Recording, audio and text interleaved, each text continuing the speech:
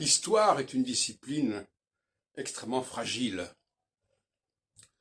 Il y a beaucoup de travaux historiques qui sont fondés sur des fables, sur des textes complètement discutables. C'est d'ailleurs la raison pour laquelle, à la fin du XVIIe siècle, l'histoire n'a pas été acceptée au sein de l'Académie des sciences, fondée par Colbert en 1666.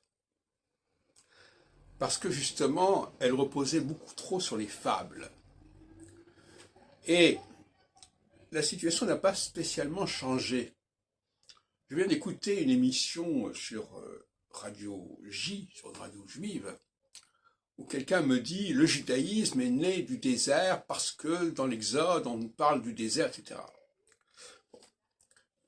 Il prend ce texte de l'Exode pour argent comptant.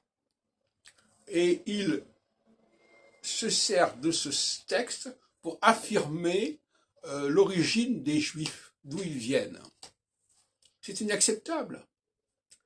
De la même façon, pour Nostradamus, il y a eu des biographies qui ont été publiées il y a 20 ans, lors de la célébration du 4e centenaire de la naissance de Nostradamus, qui étaient complètement délirantes et qui prenaient pour argent comptant des questions bibliographiques, notamment la date de parution des centuries, et qui inscrivaient ces dates dans le cours de l'histoire, dans la biographie de Nostradamus, alors qu'on sait très bien aujourd'hui que ce sont des textes antidatés et des contrefaçons. Donc on voit à quel point le discours historique, le narratif, que ce soit pour les Juifs ou pour Nostradamus, est hypothéqué par la médiocre qualité des références. Et on pourrait en dire autant concernant, par exemple, l'astrologie. Parce qu'on va nous dire l'astrologie, c'est ceci, c'est cela, elle est née.